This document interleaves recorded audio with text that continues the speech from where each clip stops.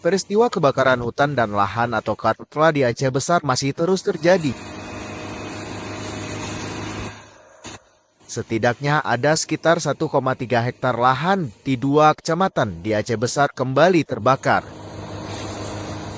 Kalaksa Badan Penanggulangan Bencana Daerah atau BPBD Aceh Besar, Ridwan Jamil mengatakan, 2 lokasi karhutla itu yakni di Gampong Uletuy, Komplek Genasih Indah, Kecamatan Darul Imarah, dan lahan di TPA Belang Bintang, Kecamatan Belang Bintang, Aceh Besar. Untuk di Gampong Uletuy, lebih dari 300 meter lahan ilalang yang berdekatan dengan pemukiman warga ludes terbakar. Petugas mengerahkan 1 unit mobil armada pemadam kebakaran.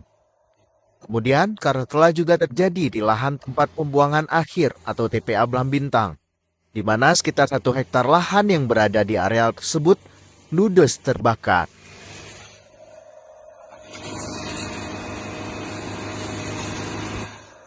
Dari Aceh Besar, Indra Wijaya, serambinews.com.